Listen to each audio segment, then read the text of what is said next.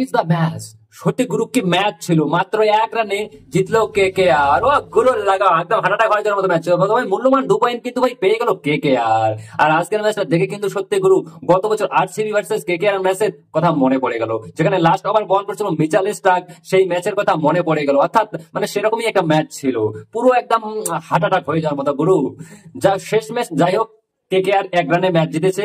KKR কিন্তু still allied, মানে যেখানে আজকের ম্যাচে ব্যাট হাতে তাণ্ডব চালিয়েছে আমাদের রাসেল কাম মাসেল পাপার, ওইদিকে রাজস্থানের হয়ে তাণ্ডব চালিয়েছে ভাই রেয়ান পরাগ।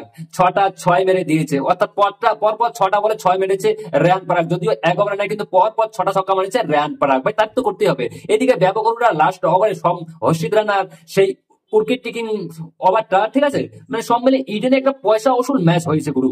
শুরুতে তবে শুরুতে গুরু করে থাকতো, এইদিকে ইডেনে একটা মুখোমুখি হয়েছিল Kolkata night Riders versus Rajasthan Royals. এই ম্যাচে যেখানে ক্রিকেট টিম টসে জিতে ব্যাট করার সিদ্ধান্ত নিয়েছে। আজকে একাদশে দুটো পরিবর্তন করেছিল ক্রিকেট টিম, মঈন আলীকে খেলিয়েছিল এবং রমনদীপকে খেলিয়েছিল, আবারও একাদশকে নিয়ে এসেছিল। এবং কেকেআর স্টার্টটা খুব ভালোই করেছিল, পাওয়ার পেলোতে গুরবাজ কিন্তু আবারও স্টার্টটা খুব ভালোই করেছে। ঠিক আছে, 35 রানে সে আউট হয়ে গেছে। সেও কিন্তু রাহানে ভাই বেশি একটা রান করতে পারেনি। তো রাহানের কেকেআর কোচদের কাছ থেকে একটা ভালো ডিসিশন দেখতে পাওয়া হয়েছে যে রাসেলকে 12 ওভারের মধ্যে তারা মাঠে নামিয়ে দিয়েছে। রাসেল কিন্তু আজকে ভাই একদম নিরাশ করেনি, আর রাসেল কিন্তু এসেই কিন্তু ব্যাট হাতে তাণ্ডব চালিয়েছে এই ম্যাচে। মানে রানড্রি রাসেল কেকেআর এক সময় ব্যাট হাতে কিন্তু মিডিল ওভারে স্ট্রাগল খুবই করছিল, কিন্তু ফিনিশিং যেভাবে রাসেল করেছে যা কোনো বলার কথা না। প্রথম অর্থাৎ 9 বলে মাত্র 2 রান করেছিল রাসেল। এরপর কিন্তু সে কিন্তু 25 বলে 57 রান ঠকে দেয়, অর্থাৎ লাস্ট 16 বলে 55 রান করেছে রাসেল। এবং এক কথা হচ্ছে ভাই রানড্রি রাসেল তাণ্ডব চালিয়েছে এদিন ইডেন গার্ডেন্সে এসে।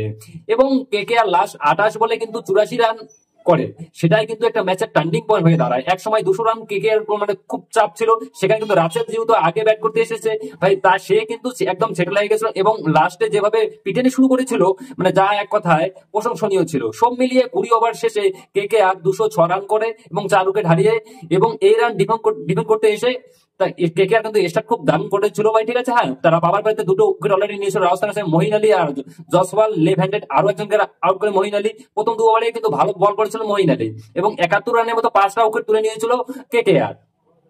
এবং এরপর যখন তৃতীয় ওভার বল করতে আসে মহিন আলী, তখন 1 ওভারে পরপর 5টা 6 মেরে দেয় ভাই রেয়ান পরাগ। ওহো, সেখান থেকে কিন্তু ম্যাচটা পুরোপুরি ঘুরে গিয়েছিল ম্যাচটা রাজস্থানের দিকে, অর্থাৎ মনে হয়েছিল যে রাজস্থান এই ম্যাচটা জিতে যাবে। কিন্তু কিন্তু সেই হর্ষিত রানা এসে প্রথমে এসে আউট করে সিমরান হিটম্যায়ারকে, তারপর 58 নম্বর মানে ওভারে আউট করে রেয়ান পরাগকে। তারপরে কিন্তু ম্যাচে কিন্তু কেকেআর আবারও ফিরে আসে, কারণ লাস্ট ওভারে জয়ের জন্য রাজস্থানের দরকার ছিল মাত্র 22 রান। সেখানে কেকেআর হয়ে লাস্ট ওভার বল করতে এসে ব্যাপক করুণা, এবং প্রথম 2 বল কিন্তু খুবই ভালো করেছিল। তারপর তৃতীয় বলে তাকে কিন্তু একটা 6 মেরে দেয় শিবং দুবে। চতুর্থ ওভারে বল 4 মেরে দেয় আবারও, 5 নম্বর বলেও কিন্তু 6 মেরে দেয়। এবং লাস্ট বলে জয়ের জন্য প্রয়োজন ছিল 3 রান, আর সেখানেই কিন্তু ব্যাপক করুণা একটা পারফেক্ট ইয়ার কাট মারে গুরু সত্যি। আর 2 রান নিতে গিয়ে রান আউট হয়ে করে দেয় ব্যাপক করুণায়। ঠিক আছে, কার্যত 1 রানে ম্যাচটা জিতে যায় কেকেআর।